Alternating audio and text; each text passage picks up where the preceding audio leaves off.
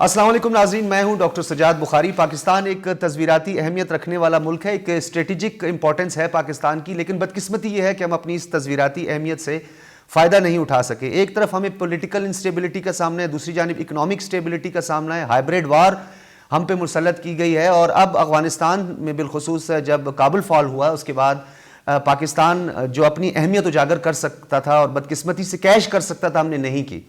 लेकिन पाकिस्तान के अंदर डोमेस्टिक इश्यूज़ जो हैं वो अब सर उठा रहे हैं और डेफिनेटली पाकिस्तान एक मुआशी इस्तेहकाम की जानिब बढ़ता हुआ मुल्क था, लेकिन बदकिस्मती से हमारे जो डोमेस्टिक इश्यूज़ हैं उसने हमारे लिए इतने मसाइल पैदा किए हैं। और ख़ास तौर पे कंसेंसस जिसका कहा जाता है कि अफ़ाम व तफ़हीम से आगे बढ़ना जो है वो वक्त की अहम ज़रूरत है, लेकिन इस वक्त मौजूदा हालात में ये पहली मरतबा है, first time in the history of Pakistan, कि यहाँ पे आपको पॉलिटिकल कंसेंसस नहीं दिखाई देगा। अपोजिशन जो है वो एक तरफ खड़ी है, हुकूमत एक तरफ खड़ी है। अपोजिशन जो कि एक लेजिस्लेशन के लिए काम करना था, एक कंसेंसस होना था ताकि रिफॉर्म्स लाई जाएं और फ्यूचर का तयन किया जाए, लेकिन बदकिस्मती से जितने भी फैसले किए गए जो कि कौमी नौयत के और कौमी इशूज़ थे उनको ऑर्डिनेंस तक महदूद कर दिया गया। अब ऑर्डिनेंस के क्या नुकसानात है इस पर भी बात करेंगे, क्योंकि माजी में हम बात करते कि डिक्टेटरशिप जो है वो हमेशा जमहूरियत पर शब खून मारती रही है, लेकिन ये जो जमहूरी डिक्टेटरशिप है ये पाकिस्तान को किस नहज तक पहुंचा सकती है, इन तमाम तर उमूर पर बात करेंगे। मैं ज़्यादा वक्त ज़ाया नहीं करूंगा, ऐसी शख्सियत मेरे साथ मौजूद हैं जो न सिर्फ हमारे पाकिस्तान के दाखिली उमूर को समझते हैं बल्कि पाकिस्तान के खारजा उमूर पर आपकी बड़ी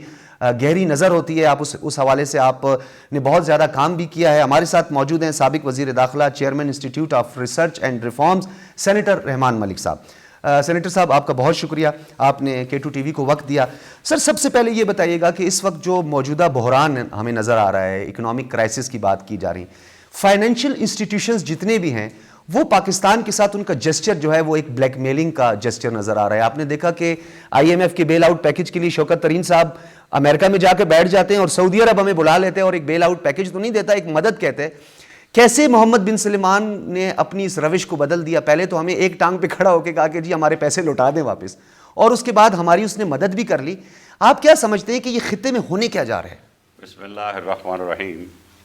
आपने बड़ी अच्छी तहमीद बांधी, लेकिन तहमीद बांधने से पहले, उस सवाल का जवाब देने से पहले मुझे नाजरीन को सलाम कर लेने दें। ज़रूर। इस दुआ के साथ कि ऐ अल्लाह मेरे मुल्क को मुश्किलों से निकाल, टेररिज्म से निकाल, और जो मेरे भाई ने अभी कुछ प्रॉब्लम्स अभी नुमायां तौर पे बड़ी अच्छे तरीके से उजागर की हैं, जिसमें हमारी इकनॉमिक पॉलिसी है, अल्लाह रहम करे कि वो ठीक हो।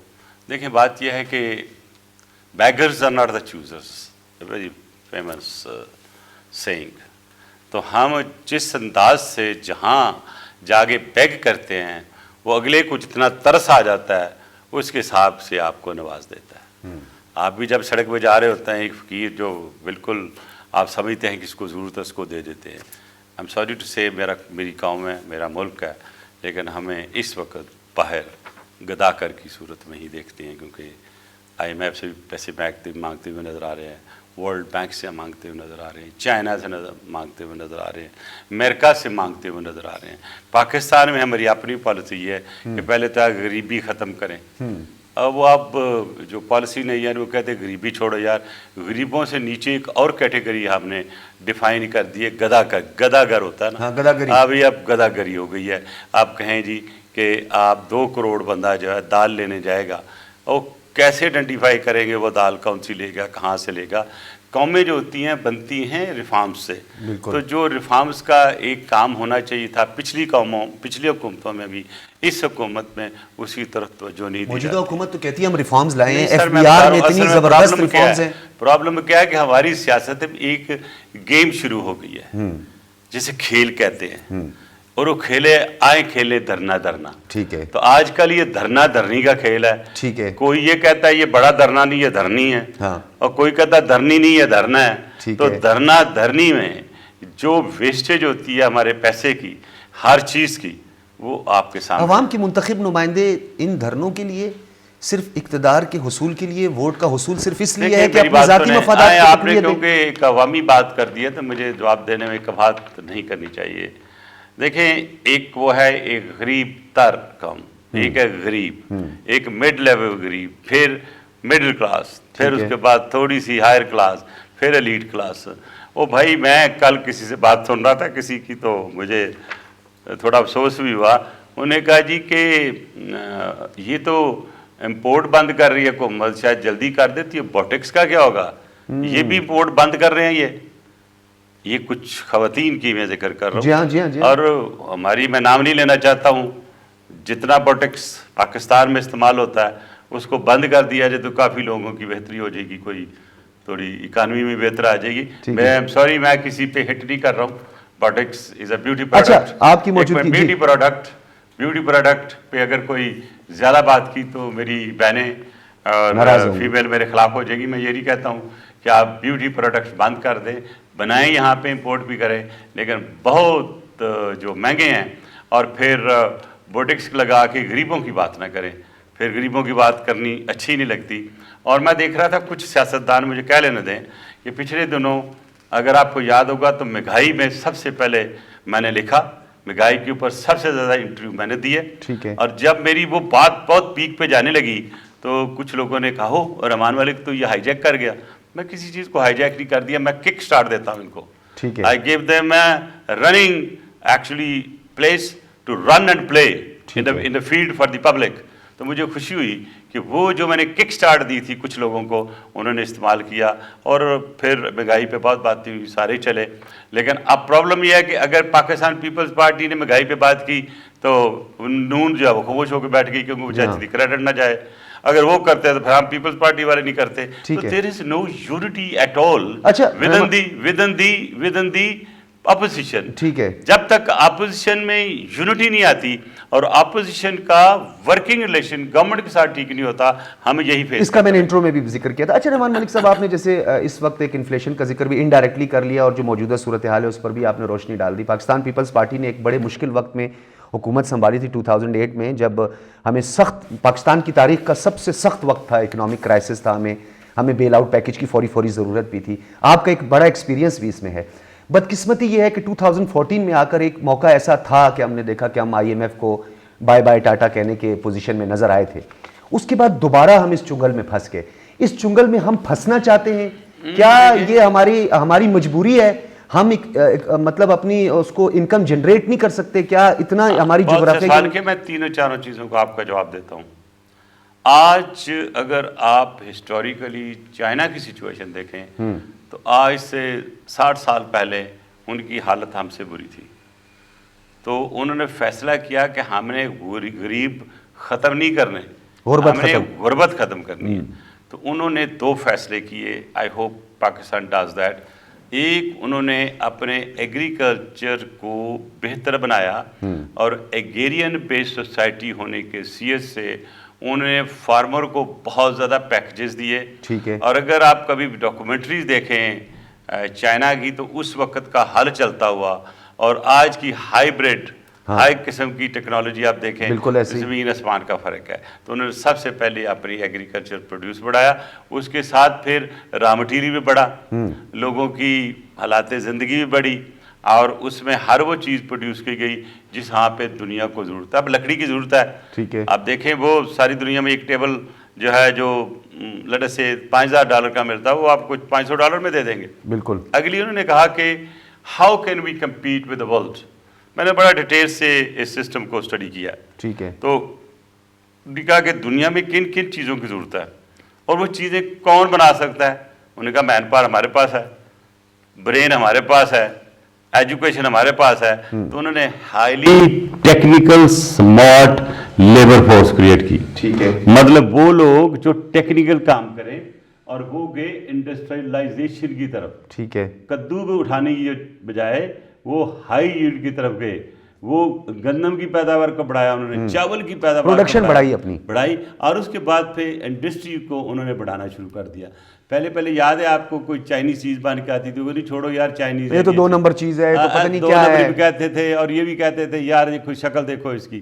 لیکن ایک چیز اس کو ہم نوٹ کرتے تھے، شکل تو اس کی بری ہوتی تھی، کام کر جاتی تھی. دیکھیں نا، اگر وہ ہینڈ پمپ لگایا ہے اس کی شکل اچھی نہیں ہوگی لیکن پانی تو نکال دیتا تھا. گاڑی آئی، یاد ہے کہ 1-2 ٹرک آئے، وہ بری شکل کے تھے، شور کرتے تھے، کام کر جاتے تھے. پھر انہوں نے سوچا کہ ہم نے ایک اپنی مارکیٹ انٹروڈکشن دے دی ہے تو لیٹس امپروو اٹ. پھر وہ دنیا بھر سے ان لوگوں کو لائے جو ٹیکنیکل ایکسپرٹ تھے, جن کی آپٹیمم جو تھی یعنی کام کی اس کی ایک فنش دینے کے لیے انہوں نے فیکٹریاں لگائی.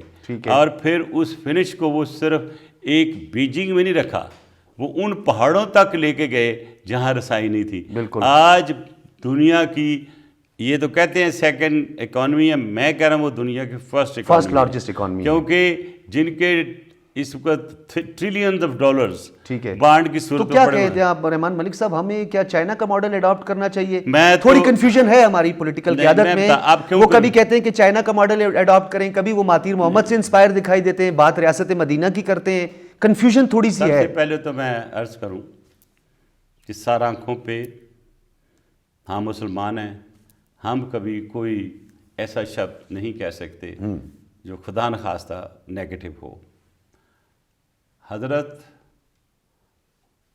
اگر آپ دیکھیں تو جو ہمارے رسول اللہ صلی اللہ علیہ وسلم کا حکم تھا, انہوں نے کہا تھا کہ اگر آپ کو تعلیم حاصل کرنے کے لیے بالکل تو آپ چائنا بھی جانا پڑے بالکل تو جائیں. وہ چائنا تو نہیں گئے تھے نا, یہ کلام تھا نا, انہوں نے کہا چائنا فیوچر ہے.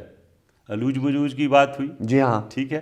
آج چائنا پوری دنیا کو رول کرنے کے نزدیک, آج سے 1450 سال پہلے ہمارے نبی نے بتا یہ ہمارے نبی نے ایک پریڈکشن کی تھی کہ وہاں جانا ہے. جو انہوں نے پریڈکشن دی صرف پاکستان کے لیے یا مسلمانوں کے لیے نہیں کی, ان کا وہ ان کی وہ پریڈکشن تھی, آج وہ ثابت ہو رہی ہے. امریکہ سب سے زیادہ مقروض دنیا میں جا رہی ہے. ہمارا پرابلم یہ ہے کہ ہم کوئی بات ہے اس کو اون کر لیتے ہیں.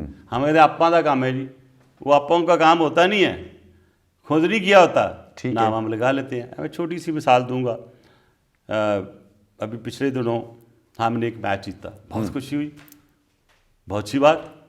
میچ ہے, میچ رکھیں, جیتا ہے بالکل اپریشیٹ کریں. آئے اپریشیٹ, اسے پولیٹیسائز نہیں کرنا چاہیے, اس کو پولیٹیسائز نہیں کرنا چاہیے کہ یہ اب ہم نے کیونکہ ہاکی کا میچ جیت لیا ہے یا کرکٹ کا میچ جیت لیا ہے تو ہم نے اسلام کے لیے فتح کر دیا. ہاں یہ اس کے ساتھ منسوب کرنا نہیں. آپ سمجھتے کہ ہمارے پولیٹیشینز یا ہماری پولیٹیکل مین سٹریم پولیٹیکل پارٹیز یہ اسے استعمال کرتے ہیں؟ نہیں میری بات سنیں, جس کا کام نہیں ہے وہ دوسرے کا کام کرتا ہے. ٹھیک ہے. اب آ جائیں آپ اس وقت پاکستان کی معاشی زندگی پہ.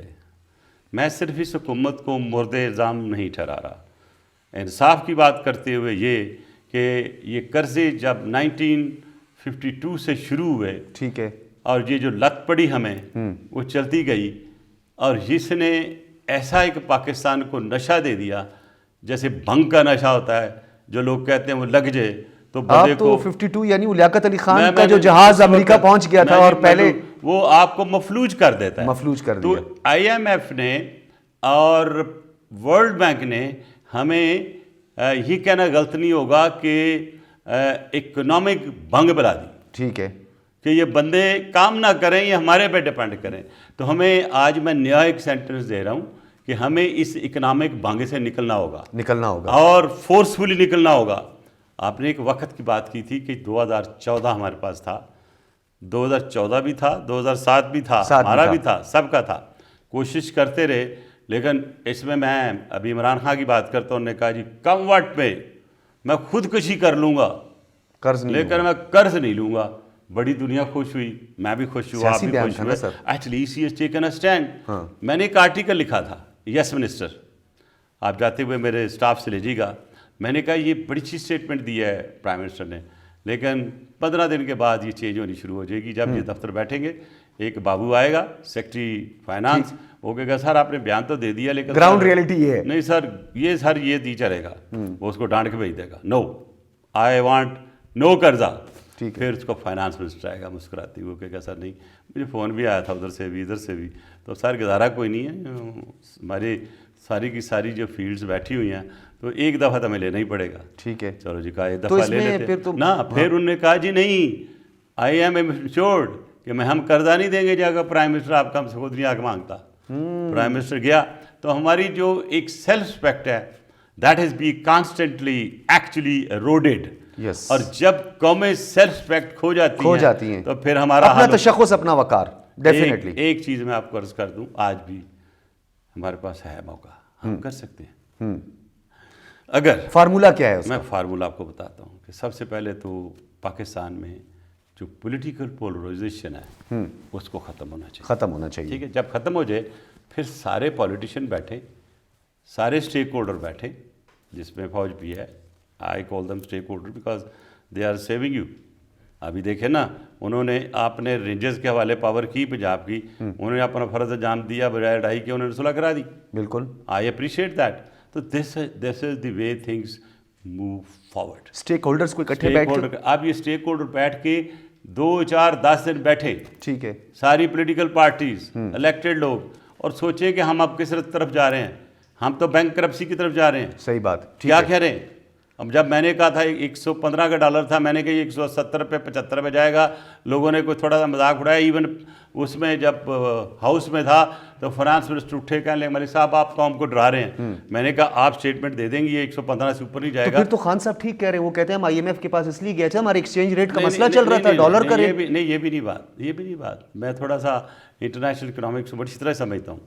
آپ کو انہوں نے مجبور کیا, آپ کے اس سٹینڈ کو جو آپ نے لی اس کو انہوں نے توڑا, ٹھیک ہے, طریقہ کار کیا ہے. دیکھیں میں نے ان کو بڑا اچھا فارمولا دیا تھا.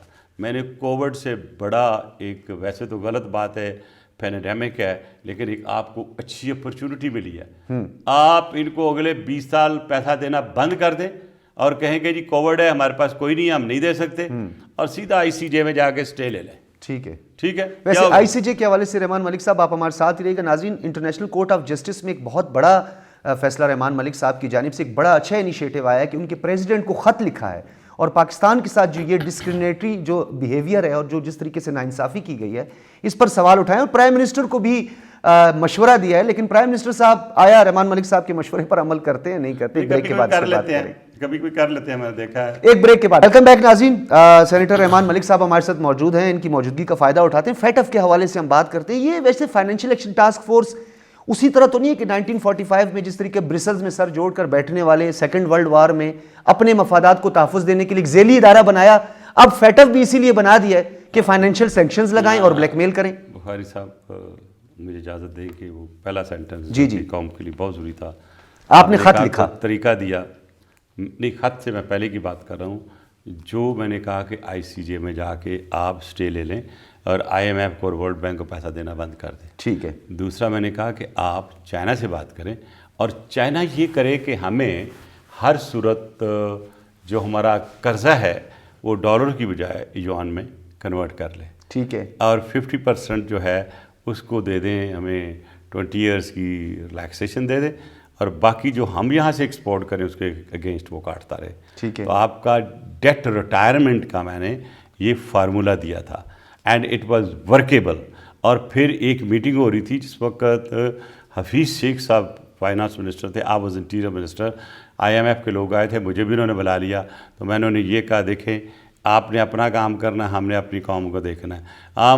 ہمیں آپ ایک پیریڈ دے دیں, 20 سال کا چھوٹ دے دیں کہ ہم آپ کو کوئی بھی ری اور ایکسپورٹ میں اس کی ڈیڈکشن ایکسپورٹ کی وہ میں نے کہا 20 سال تو آپ فریز کر دینا, ہماری اکانومی بہتر ہو جائے تو ہم شروع کر دیں گے. ٹھیک ہے. نہیں ہوا.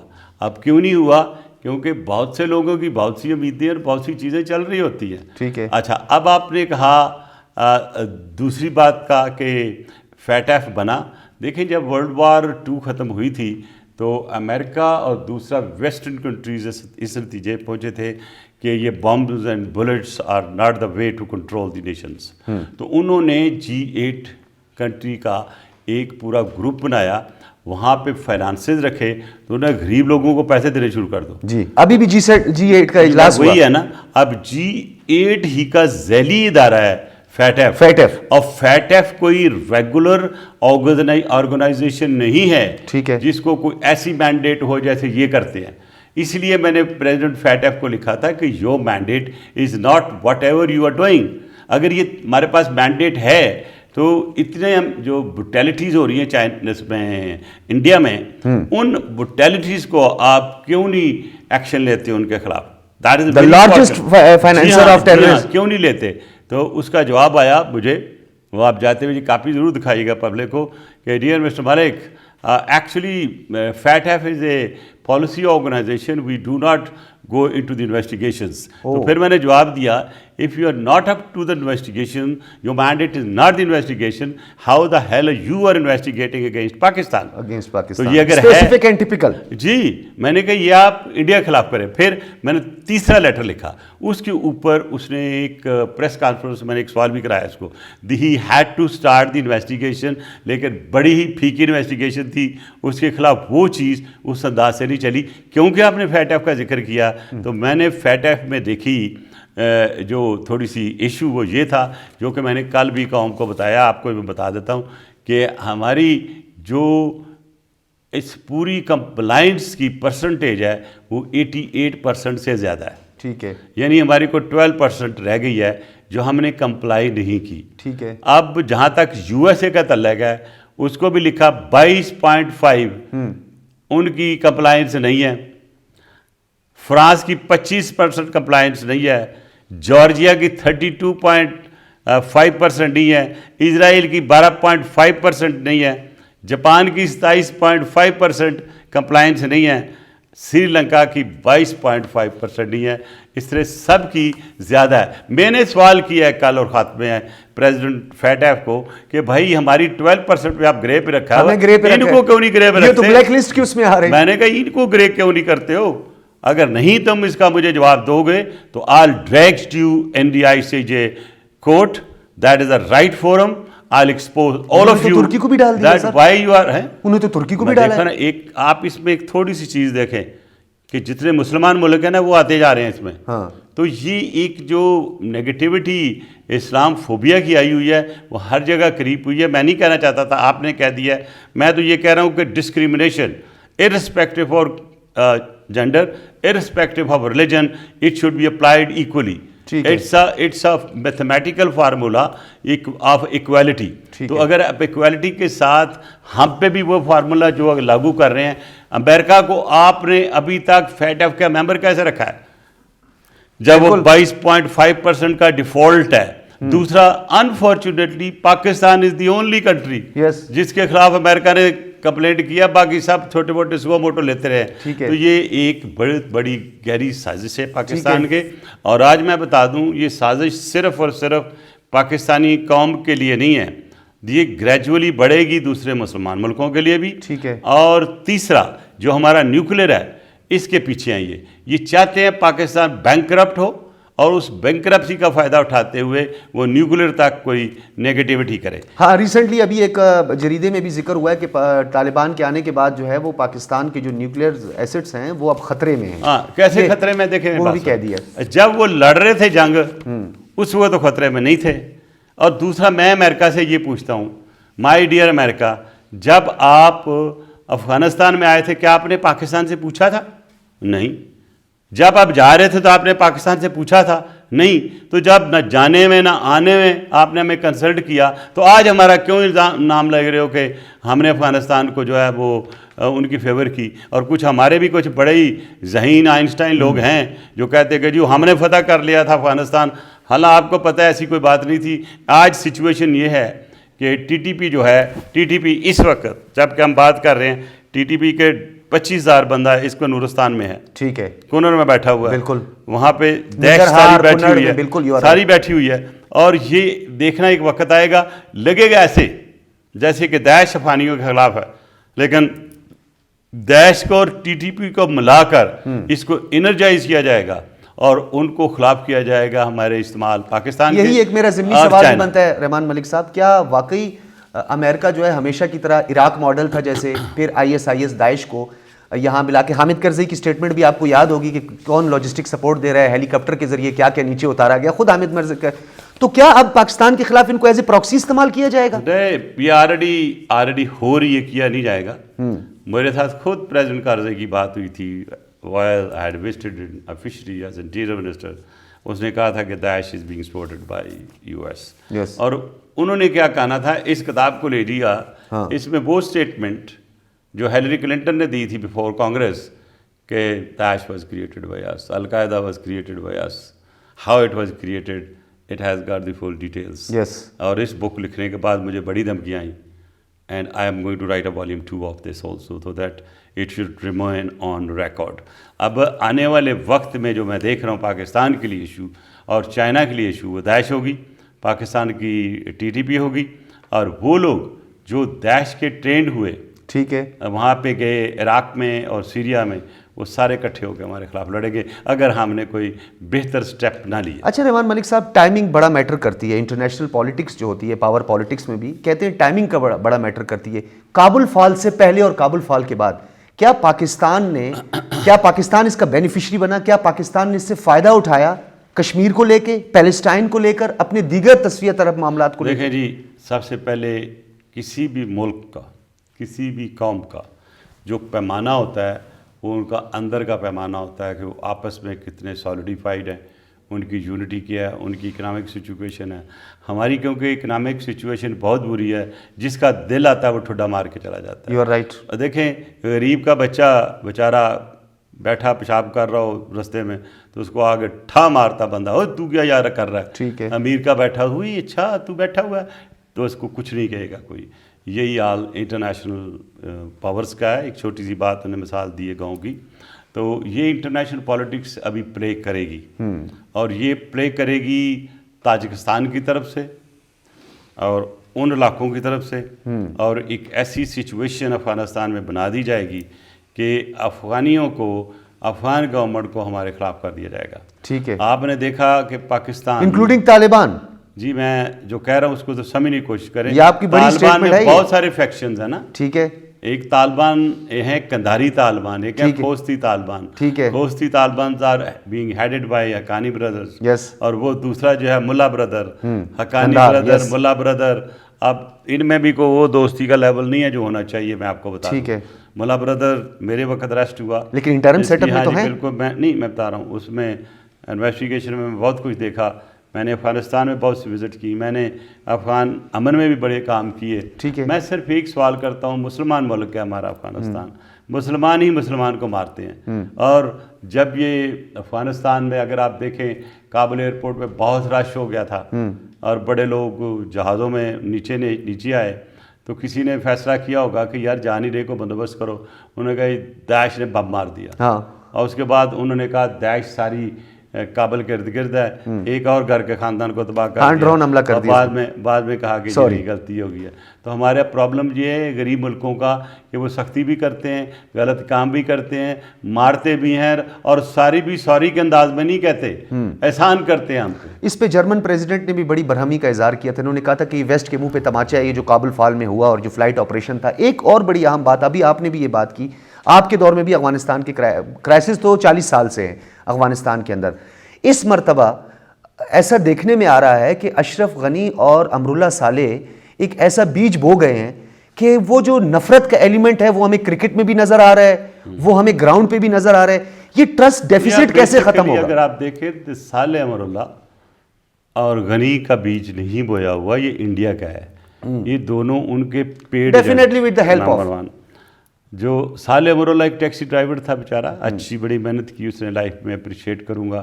تاجکستان میں بھی رہا. اس کے بعد پھر جب پریزیڈنٹ غنی دبئی میں کپڑے کا کاروبار کرتے تھے تو ان کے ساتھ دونوں کہاں ہیں، شانہ بشانہ آپ کی گفتگو سے پتہ چل گیا دونوں کہاں ہیں، شانہ ایک تاجکستان میں، ایک یو اے ای میں. نہیں شانہ بشانہ، لیکن وہ آتے جاتے ہیں، ان کو کوئی روک تھام نہیں ہے. ٹھیک ہے. کانٹیکٹ میں بھی. ہاں آپ یہ گروپ بھی ایک اسٹیبلش کرنے کی کوشش کر رہے ہیں، جو اس وقت آپ کے پنشیری ہیں، پنشیریوں کے ساتھ مل کے، آپ پنشیریوں کے ساتھ مل کے کچھ، اور جو شمالی اتحاد ماضی کا، یہ ایک مجھے شمالی اتحاد تو نہیں کا، ایک نیا مجھے اتحاد نظر آ رہا ہے، اٹھتا ہوا نظر آ رہا ہے، جس کو ویسٹ سپورٹ کرے گا اور ہمارے لیے پھر درد سر بنے گا. ٹھیک ہے. اور وہی حالات ہوں گے جو کبھی ہوا کرتے تھے. یہ لکھ کے رکھ لیں. اب دیکھ رہے ہیں کہ آپ نے کہا پاکستان کو اس میں کوئی فائدہ ہوا، پاکستان کو نہ پہلے فائدہ ہوا نہ بھی فائدہ ہوا. ہم تو نقصان ہی نقصان میں ہیں. ہاں کچھ بیچارے ناسمجھ لوگ خام خواہ کلیم کرنا شروع کر دیتے ہیں. اور حال یہ ہوا کہ پاکستان کے ٹرک جب دینے گئے ان کو سامان، طالبان نے جس انداز سے ہمارے جھنڈوں کو پھاڑا اور جو کیا وہ بھی آپ کے سامنے ہیں. ان کے جنرل غنی جو آئے نئے، انہوں نے تو بڑھ کے اسٹیٹمنٹ دے دی کہ کھوس بھائی ہمارا تو اٹک تک کلیم ہے. اب یہ چیزیں جب لیکن ذبیح اللہ مجاہد اور جو دیگر ان کے رہنمائیں، ان کی اسٹیٹمنٹ سے میں اس سے ہٹ کے بات کروں گا، جو آپ نے گروپوں کی بات کی میں اس سے ہٹ کے بات کروں گا. انہوں نے کہا کہ جی ہم ٹاپی کو جو بڑا اہم منصوبہ ہے ہمارا، یہ کہہ سکتے ہیں کہ پاکستان کی تقدیر بدل سکتا ہے. آپ کا پاک ایران گیس پائپ لائن پہ میں دوبارہ آؤں گا، وہ بھی بڑا اہم موضوع ہے جسے ایک سینکشنز کی وجہ سے بال دیگر ایشوز کی وجہ سے روک دیا گیا. تو طالبان کا جسچر تو ایسا لگ رہا ہے کہ وہ پاکستان کے ساتھ اس ٹرسٹ ڈیفیسٹ کا خاتمہ چاہتا ہے. میں آپ کو تھوڑی سی اس کی بیک گراؤنڈ بتا دیتا ہوں. جب ایران کی پائپ لائن کی بات چلی، it was to go via Pakistan to India if you recall, ٹھیک ہے، یس، اور لائکلیہڈ تھا کہ وہ چائنا کو بھی جاتی. تو اس وقت I met 3 head of states of Middle East, جنہوں نے کہا، واضح میسیج دیا کہ اگر یہ پاکستان نے کیا تو مشکلات ہوں گی. پھر اس وقت کی انڈیا کو نکال دیا. نہیں نکلا.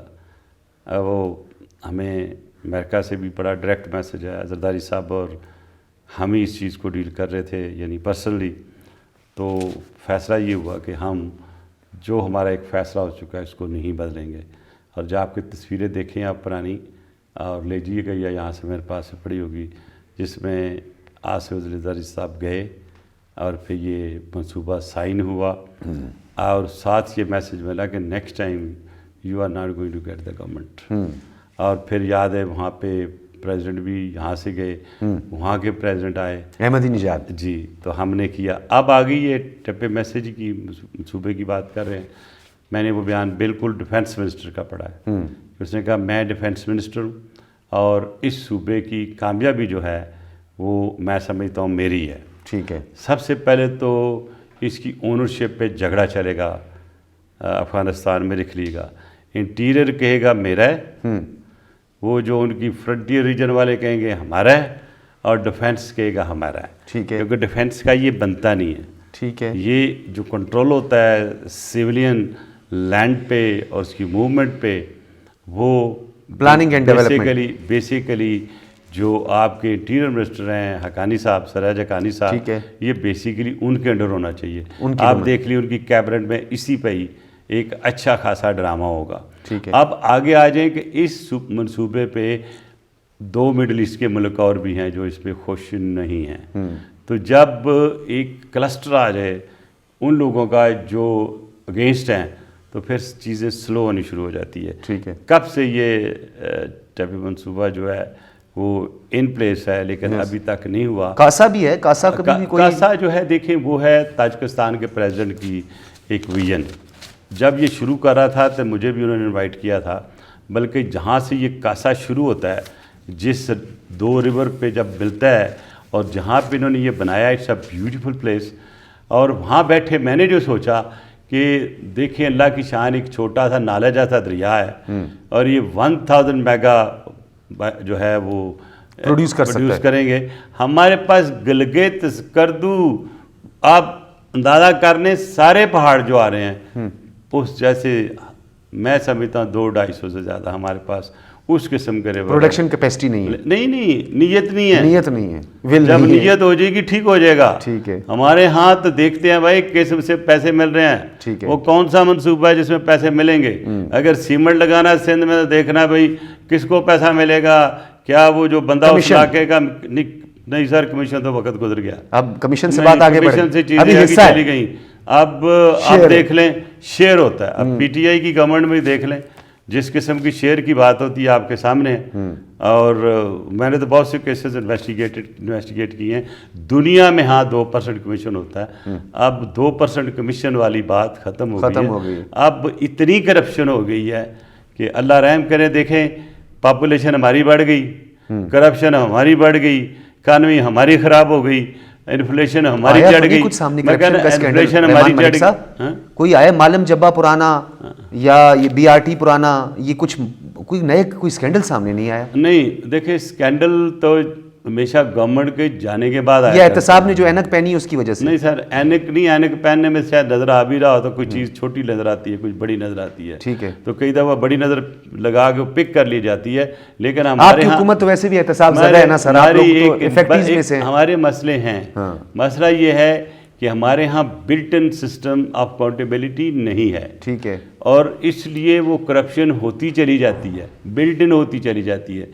جب پھر ایک بندہ جس کو نہیں سا ملا ہوتا ہے پھر جا کے درخواست دیتا ہے سر ادھر ادھر یہ ہوا. ویسے آپ نے کرپشن پر بھی رحمان ملک صاحب بات اٹھائی. ناظرین ہم گفتگو کے سلسلے کو جاری رکھیں گے. اب تھوڑے اپنے کچھ ڈومیسٹک ایشوز پر بھی بات کریں گے. انٹرنیشنلی تو رحمان ملک صاحب کی پریڈکشنز آپ نے سنی جو اب اس کے بعد نیوز کا حصہ بھی بنیں گی اور ہیڈ لائنز ہوں گی کیونکہ انہوں نے بہت پریڈکشنز کی ہیں اور ان کے جو انکشافات ہیں میں ذاتی طور پر کیونکہ میں اسٹریٹجک نوعیت کے اور بالخصوص انٹرنیشنل ریلیشنز پہ پروگرام کرتا ہوں تو میں ان کی بات سے بہت زیادہ اتفاق کرتا ہوں اور بہت ساری چیزیں آپ کے سامنے آئیں گی. ایک بریک کے بعد گفتگو کے سلسلے کو جاری رکھیں گے. ویلکم بیک ناظرین. ہم رحمان ملک صاحب ہمارے ساتھ موجود ہیں تھوڑے سے اپنے ڈومیسٹک ایشوز پہ اور ہم اپنے انٹرنل جو صورتحال ہے جو سینیریو اس وقت بنا ہوا ہے. رحمان ملک صاحب یہ بتائیے گا کہ آپ نے ایک بات کی تھی ایک چارٹر آف ڈیموکریسی جو سائن کیا تھا محترمہ بے نظیر بھٹو شہید نے اور نواز شریف کے درمیان, پھر بعد میں آصف علی زرداری نے سوری ٹو سے جیسے ابھی آپ نے تھوڑی دیر پہلے کہا کہ بیانات تک ہوتا ہے تو انہوں نے بھی اس کو کہا کہ بھائی سیاست میں تو کوئی چیز حرف آخر نہیں, کون سی حدیث تھی جو اس پر ہم عمل درآمد کریں. تو اب آ کر دوبارہ پی ڈی ایم کے ساتھ پی ڈی ایم کے ساتھ آ کر اب دوبارہ آپ لوگوں نے ایک بیک فٹ پر آتا ہوا دکھا تو آپ دوبارہ مفاہمت کی جس نظر سے آپ نے دیکھا ہے اس نظر سے میں نے اس کو نہیں دیکھا. اس چارٹر آف ڈیموکریسی کا میں حصہ تھا. انسیڈنٹ یہ آپ دے رہے تھے تو پتہ دل گرا ہوتی ہے. یہ کتاب آپ پڑھ لیجیے گا, ٹھیک ہے, ٹاپ 100 انویسٹیگیشن اسٹوری, اس میں اس کا بھی ذکر ہے اور بہت سی ایسی چیزوں کا ذکر ہے جو پڑھ کے آپ کی بہت سی مس کمیونیکیشن. یہ میں بکس آپ سے لے جاؤں گا, میں دیکھوں ضرور سائن کر کے دے دوں گا آپ کو. 5 ہیں, 2 میری کتابیں اور آ رہی ہیں, 7 کتابیں آج کل میں نے کتابیں لکھنے پہ زور دیا ہے. 2 آرٹیکل میرے آتے ہیں ویکلی میں, آپ پڑھتے ہیں. لکھاریوں کی تو سر ماشاءاللہ وہی لکھاریوں نے تو اس ملک کو بنانے میں لکھاریوں کا بڑا ہاتھ ہے. نہیں, میرا یہ ہوتا ہے کہ میں کسی کی پگڑی نہیں اچھالتا اور میرے پاس بڑا مٹیریل آیا ہوا ہے اس پر لوگوں کے خلاف لکھنے کے لیے, ٹھیک ہے, بیوروکریٹس کے خلاف بہت سے. اور ایسا مٹیریل ہے کیونکہ آپ نے بات کر دی ہے کہ اگر میں اس پہ ایک آرٹیکل ساتھ اس کی تفصیل لکھ دوں تو شاید پاکستان میں بچھال آ جائے. تو میں نے ایک فیصلہ کیا کہ میں پاکستان کو ڈس بیلنس نہیں کرنا, لیکن مٹیریل ہے کہ موقع مل کے لکھوں گا اور بہت سے ایسے چیزوں کو ایکسپوز کروں گا جو شاید آپ کہیں کہ شاید یہ پہلے ہو جانے چاہیے تھے. ہیونگ سیڈ سو, میں بتاؤں کہ آصف علی زرداری صاحب کا رول پاکستان پیپلز پارٹی میں پہلے بھی تھا اور بعد میں بھی آیا اور آگے بھی ہے. اگر پاکستان پیپلز پارٹی میں زرداری صاحب کا رول نہ ہو تو پاکستان پیپلز پارٹی کا وہ رول جو عوام کی نظر میں وہ نہیں ہو سکتا. نمبر 1, محترمہ بے نظیر بھٹو ان سے مشورے لیا کرتی تھی اور ان کے ساتھ ان ٹچ ہوتی تھی. جب ہم نے بات چیت شروع کی پہلی, جب جنرل احتشام ضمیر کے ساتھ شروع ہوئی تھی, جی ہاں, تو اس وقت آپ کو پتہ ہے کہ وہ بالکل اس میں شامل تھے. اس کے بعد کیونکہ یہ جیل میں تھے زیادہ دیر, پھر محترمہ نے مجھے چنا I to talk to General Musharraf اور پھر وہ باقی میں نے ہینڈل کیا. اس سے پہلے چارٹ آف ڈیموکریسی جو ہے اس کو اگر آپ دیکھا ہوگا تو میرے گھر میں یہ ہوئی اور ہم لوگوں نے اس کو بڑے خوش سلوبی سے آگے لے کے گئے اور اس میں کوئی کسی کی حد تک نہیں تھی.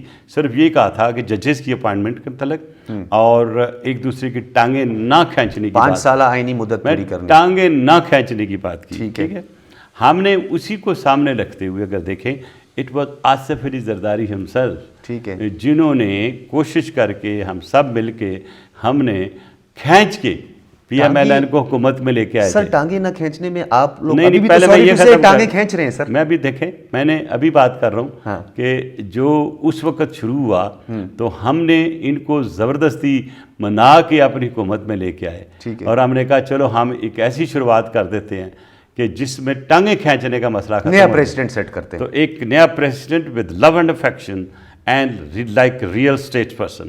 اور آپ کو پتا 3 مہینے میں وہ فارغ ہو کے چلے گئے. آج میں یہ بھی بتا دوں کیوں گئے تھے. اس طرح جو انڈرسٹینڈنگ ہماری ہوئی تھی جنرل مشرف کے ساتھ اور ورلڈ لیڈرز کے ساتھ, وہ یہ تھی کہ جنرل مشرف کو انڈیمنٹی دے دی جائے گی فار آل دا ایکشنز ہی ٹک. اور آپ کو یاد ہوگا کہ اس انڈیمنٹی میں پی ایم ایل این نے باقاعدہ نیشنل اسمبلی میں ووٹ دیا تھا, بالکل دیا تھا, اور ان کے سارے جتنے بھی ایکشن سے they stood protected by that amendment. ٹھیک ہے جی, یہاں تک آپ کو سمجھ میں آ گئی. گارڈ آف آنر نہیں, اس پہ بھی آ رہا, میں گارڈ آف آنر ہی کی بھی بات کرتا ہوں کیونکہ میں اس کا ذاتی مشاہدے والا بندہ نہیں, خود کیا ہوا یہ سارا کام. یہ بات ہے سر انہی دنوں کی. آصف زرداری صاحب زندہ, ان سے پوچھ لیجئے. میں گیا جنرل مشرف کے پاس, ان سے پوچھ لیجیے گا. یہ اسٹیٹ سیکرٹ, میں تھوڑی سی کیونکہ سال گزر گیا تو میں بتا سکتا ہوں. یہ آرمی ہاؤس میں ان کے پیچھے ایک انیکسی ہے, وہاں پہ ان کو ملا. ایک ان کا جنرل بھی تھا اور ایک ہمارے سویلین دوست بھی تھے. ٹھیک ہے. تو میں نے کہا جی I have a message for you, کہ ہم جو بندہ آپ اس وقت PML-Q کا ہیڈ بنا رہے ہیں وہ ہمیں منظور نہیں ہے. تو اگر آپ بنائیں گے تو ہم آپ کو امپیچ کریں گے. ٹھیک. اور اگر آپ امپیچ ہونا چاہتے تو بنا دیں, اور نہیں ہونا چاہتے تو پھر بھی ان کو صدارت نہ دیں.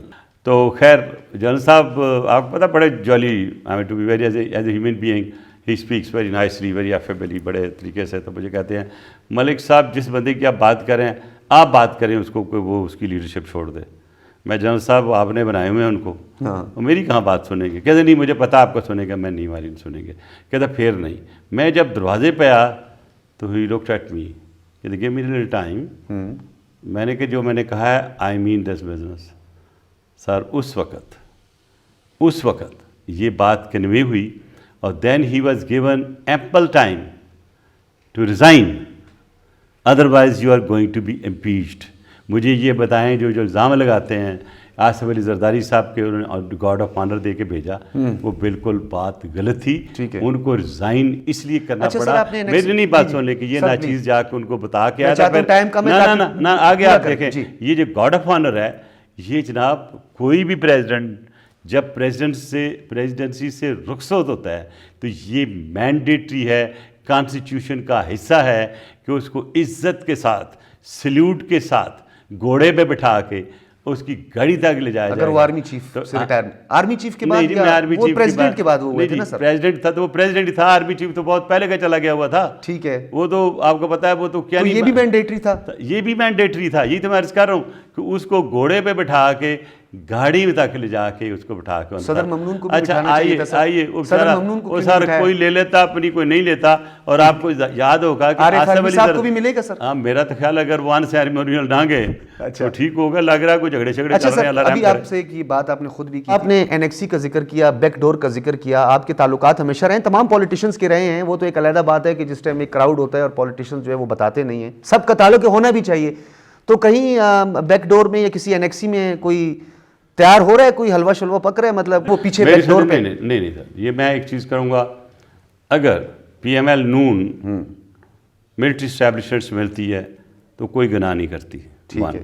اگر پاکستان پیپلز پارٹی ملتی ہے یا مولانا فضل الرحمان, نہیں جی مولانا فضل الرحمان, ہاں وہ ہو سکتا آج کل میں ملے ہوں, میں یہ نہیں کہہ سکتا کہ ملے ہیں, لیکن ہو سکتا پچھلے 4-5 دن پہلے وہ ملے ہو سکتا ہے. ملنا جو ہوتا ہے لیڈرشپ سے آرمی کی گناہ نہیں ہے. آپ پاکستان کی اسٹیبلشمنٹ کے ساتھ کام کر رہے ہیں. یار جب آپ کو ضرورت نہیں ہوتی تو بیک ڈور نہ ہونا سر پلیز. جب آپ کو ضرورت نہیں ہوتی تو آپ ان کو برا کہتے ہیں, جب ضرورت ہوتی ہے تو لیٹر لکھ دیتے ہیں, اس کو کہتے ہیں رینجرز اور آرمی پہنچ جائے. جی پہنچ جائے. تو آپ مجھے بتائیں مشکل وقت میں تو ہر وقت ان کو یاد کرتے ہیں. ٹھیک ہے. اور جب کو اچھا وقت آتا ہے تو ان کو کرٹیسائز کرتے ہیں. میں یہ سمجھتا ہوں کہ پاکستان آرمی جو ہے وہ پاکستان کی پروٹیکٹر ہے اور پاکستان کی حفاظت کر رہی ہے. اور جو کام اس وقت جنرل باجوہ نے کیا ہے ان دی گیون سچویشن, اور جس طرح انہوں نے افغانستان کے میٹر کو کنٹین کیا ہے, اور اب جو نوٹیفیکیشن کو جیسے کنٹرول کیا, نہیں نوٹیفیکیشن کو کنٹرول, نوٹیفیکیشن تو کرنی تھی پرائم منسٹر نے, اس کا دل جب کیا تو اسی نے کرنا تھا نا. اب اس کے محرکات کنسلٹیشن کے بغیر کرنا تھا. نہیں دیکھیں میں محرکات میں نہیں جاتا, ایزی پرائم منسٹر پاکستان, اس کا پروگیٹو تھا, جب اس کا دل کیا اس نے کر دیا. ٹھیک ہے. اور اللہ کرے کہ اگلا وداؤٹ کنسلٹیشن کر سکتے. اچھا سب سے پہلے تو میں اس چیز میں عرض کر دوں, میں چیلنج کے ساتھ کہتا ہوں کہ اس کی ضرورت ہی نہیں تھی. کیوں؟ اگر آپ سارا لا پڑھیں, کانسٹیٹیوشن آف پاکستان پڑھیں, تو سر ISI کا کوئی ایکٹ نہیں ہے. ٹھیک ہے. تو جب ایکٹ نہیں ہے تو رولز کہاں سے آ گئے؟ اگر رولز نہیں ہیں تو ان کی وائلیشن کہاں سے آ گئی؟ میں نے یہ کویسچن لا منسٹری کو بھیجا ہے, میں نے اوپن اس پہ ایک آرٹیکل لکھا ہے, میں نے کوئی چیلنج کرے مجھے بتائے. دیکھیں اگر آپ وہی چیز کا آپ ذکر کر رہے تھے, اگر ایسا تھا تو جب جنرل کلو پوائنٹ ہوئے تھے کس نے سمری بھیجی تھی بھائی ہمارے وقت میں؟ ساری ٹو سے اس سے پہلے کبھی ایسے نہیں ہوتا تھا, زبانی بات چیت ہوتی تھی, وہ لے لیتے. اب کل کو دیکھیں it is called inter services intelligence agency, جس میں فوج بھی ہے, جس میں ایئر فورس بھی ہے, جس میں نیوی بھی ہے. کل کو جو ہے for the argument sake air force کا چیف جو ہے وہ اپنے ایک ریئر ایڈمرل کا نوٹیفکیشن بھیج دیتا ہے سمری پرائم منسٹر کو کہ پلیز اپوائنٹ ہم. ٹھیک ہے, سب کی ایکول بات ہے. اچھا سر, یہ اب کیونکہ ابھی ہم کلوزنگ میں چاہ رہا ہوں, ابھی کنکلوڈنگ ریمارکس کی طرف آپ کے جائیں گے. آپ کی بڑی امپورٹنس ہے سر, اسی لیے آپ سے ہم خصوصی وقت لیتے ہیں, تو آپ کی مہربانی, آپ ہمیں وقت بھی دے دیتے ہیں. یہ بتائیے گا کہ آنے والے دنوں میں آپ نے میثاق جمہوریت کا ذکر بھی آپ نے کیا, اس میں 5 سال آئینی مدت بھی تھی, لیگ پولنگ نہیں ہے, کسی کی ٹانگیں نہیں کھینچنی.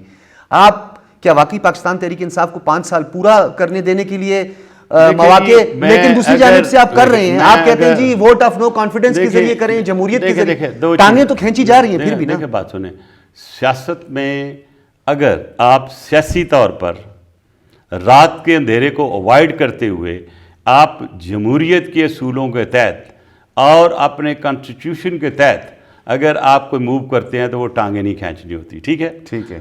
اب اگر میں سٹیٹمنٹ دیکھوں اپنے دوستوں کی, تو میگردن ایک بڑے امپورٹنٹ لیڈر ہیں نون کے, وہ کہہ رہے تھے کہ ہمیں کوئی جلدی نہیں کرانے کی. ٹھیک ہے, ٹھیک ہے, ہم بھی کہتے ہیں جی نو کانفیڈنس شہباز والے کیمپ میں تو نہیں ہوگا, 2 کیمپ بنے ہوئے ہیں نا, میں کیمپ میں لڑائی نہیں کرانا چاہتا, میں ہمیشہ صلح کرانے والا بندہ ہوں. ٹھیک ہے, اور میں سیریسلی سوچ رہا ہوں ٹھیک ہے, کہ میں ایک فورم کریٹ کروں نان پولیٹیکل, ٹھیک ہے, اور میں سب کو اکٹھا کر کے ان کے سامنے ہاتھ جوڑ کے بات کروں کہ پاکستان کو بچا لو. ٹھیک ہے, ہمارا وقت وہ 1917 والا آگے بڑھ رہا ہے. آپ دیکھیں کے پی کے میں کیا ہو رہا ہے بارڈر پہ, بلوچستان کی سرحدوں پہ کیا ہو رہا ہے, بلوچستان کے اندر کیا ہو رہا ہے. لاسٹ میں بلوچستان کا آپ نے ذکر کریے, میں بھی بلوچستان سے بلانگ کرتا ہوں, اور ایک سوال تو یہاں پہ بنتا ہے, بلوچستان کا سیاسی موسم بدل گیا, کیا یہ سرد ہوائیں اسلام آباد کی سرسبز و شاداب وادیوں کو چھوئیں گی؟ کیا یہاں پر اس کے کوئی اثرات ہوں گے؟ ہماری ڈیفینیشن جو ہے نا سرد ہواؤں کی اور گرم ہواؤں کی, وہ ٹھیک نہیں ہے. اگر سرد ہوا کی چلتی ہے تو جب گرم علاقے سے گرتی ہے تو گزر جاتی ہے تو گرم ہو جاتی ہے. اچھا, گرم ہو جاتی ہے, وہ گرم ہو جاتی ہے. ٹھیک ہے, اس لیے میں نے وہ پہلی بات نہیں ختم کی سر پلیز. بیسیکلی